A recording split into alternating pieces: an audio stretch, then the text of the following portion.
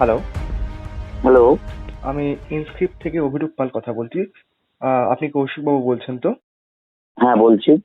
গত পরশুদিন বাংলা পক্ষের যে সোশ্যাল মিডিয়া পোস্ট বা পেজ সেগুলোকে ডিলিট করে দেওয়া হয় এবং গতকাল গর্গ চট্টোপাধ্যায়কে গ্রেফতার করা হয়।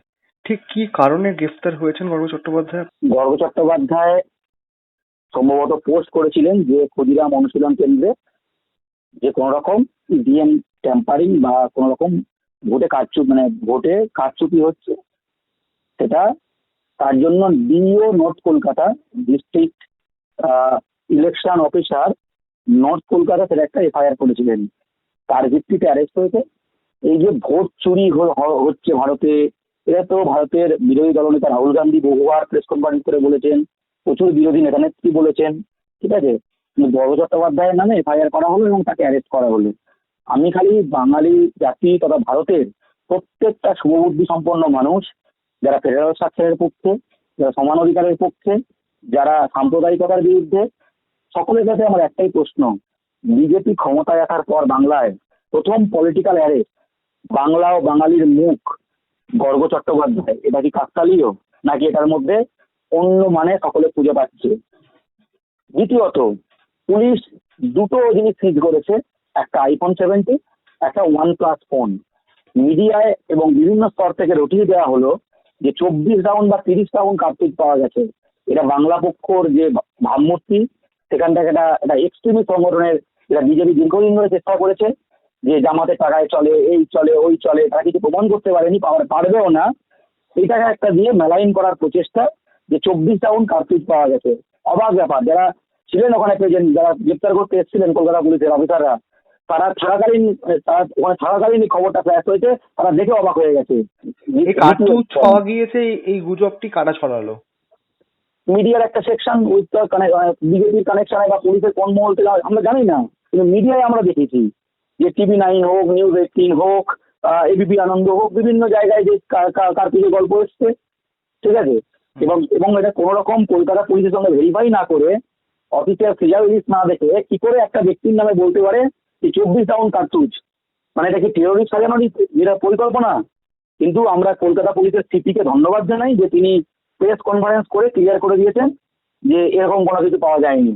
गर्गा चटर्जी ने कुछ पोस्ट किया था सोशल मीडिया पे, जिसमें ईवीएम टैंपरिंग और इलेक्शन प्रोसेस में कुछ गड़बड़ी हो रही है, जिसको उन्होंने बताया था लोगों को,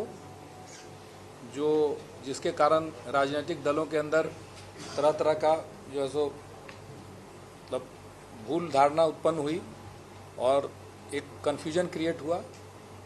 तो इसके विरुद्ध में जो डीओ हैं उन्होंने एक कंप्लेन दिया था, जिसके आधार पर केस हुआ और उसी केस के आधार पर उनको 2 बार नोटिस दिया गया था, लेकिन वो हाजिर नहीं हुए, तो उनके बाद उनको अरेस्ट किया गया है। এবং অফিসিয়াল ফিজার লিস্টে আমি সই করেছি, সেখানে আছে একটা কি বললাম 2 রাউন্ড ফোন, এক রাউন্ড হচ্ছে iPhone 17 আর এক রাউন্ড হচ্ছে OnePlus, বোঝা গেল? তো এই যে ব্যবস্থা এবং তারপর যে রটানো হচ্ছে, তাহলে আমরা তো উদ্দেশ্য বুঝতে পারছি যে কেন অ্যারেস্ট করা হয়েছে।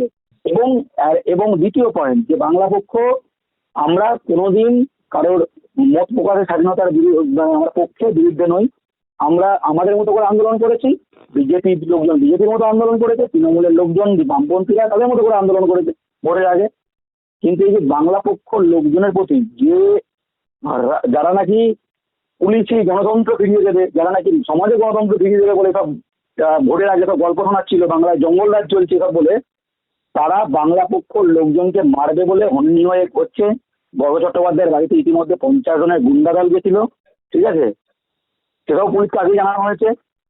এই যে চারিদিকে সহযোগিতার সেট দেওয়া, মারধর, ঠিক আছে, এবং রাজনীতির বাকি সবার সঙ্গে হচ্ছে, এই মূর্তি ভাঙা, সেই মূর্তি ভাঙা, এখানে মার সেখানে মার, ঠিক আছে। এটা হয়তো গণতন্ত্র প্রতিষ্ঠা হচ্ছে, কিন্তু বাংলা পক্ষ কিন্তু কোনোদিন কারোর গায়ে শতপ্রণোদিত হয়ে হাত দিয়েছে বা কোথাও হাত দিয়েছে কেউ বলতে পারবে না, ঠিক আছে। আমাদের নামে প্রচুর অপপ্রচার করা হয়, কিন্তু আর প্রমাণ কেউ দেখাতে পারবে না। আমরা বাঙালির জন্য লড়াই করি, আমাদের তো আর কোনো পলিটিক্যাল পার্টি বা টাকা নিয়ে করা সংগঠন নয়। প্রচুর রকম থ্রেড আসছে, তাই সহযোদ্ধারা এখন ব্যাপারটা সকলের বাড়ির লোকজন চিন্তিত, স্বাভাবিক। আচ্ছা, কি কি ধারা দেওয়া হয়েছে আর ধারাগুলি কি জামিনযোগ্য?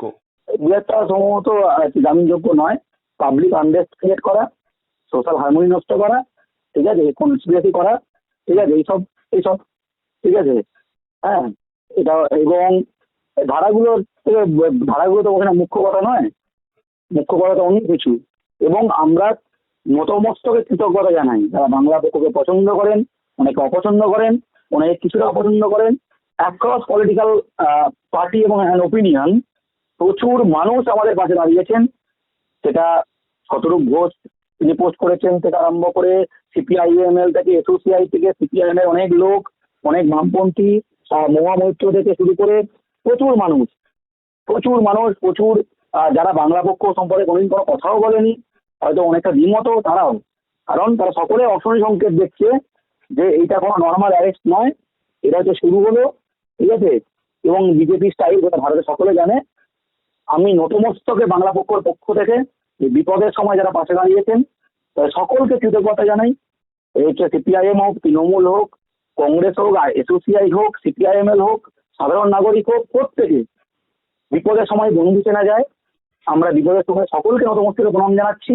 এবং যারা গণতন্ত্র প্রিয় মানুষ, যারা ফ্যাসিবাদ বিরোধী মানুষ, যারা ফেডারেল স্ট্রাকচারপন্থী মানুষ, রাজ্যের ক্ষমতা যারা চায়, যারা সমান অধিকার চায়, যারা হিন্দি সাম্রাজ্যবাদ, মানে হিন্দি নয়, হিন্দি চাপিয়ে দেওয়ার যারা বিরুদ্ধে, যারা ভারতে প্রতিটা অহিন্দি জাতির দাসত্বকে রক্ষা করতে চায়, তাদের সকলকে আমার অনুরোধ, সকলে এগিয়ে আসুন, এই লড়াই আমাদের সকলের। আগামী দিনে বাংলা পক্ষ ভবিষ্যৎ পরিকল্পনা কি, আইনি পথে বা আন্দোলনের পথে কিভাবে তারা ভাবছে? সেটা আমি এখন কিচ্ছু বলবো না, সেটা সংগঠন ঠিক করবে, ঠিক আছে। যখন একটা কিছু সময় থাকে তখন অত্যন্ত স্ট্র্যাটেজিক্যালি চলতে হয়, ঠিক আছে। সেটা সংগঠন ঠিক করবে, সেটা আমি ডিসক্লোজ করবো না। কিন্তু আইনি লড়াই আজকে ব্যাংসাল করে দেখতে পাবে যে বাঙালি জাতির নেতার জন্য লয়ারদের ভিড় পড়ে গেছে।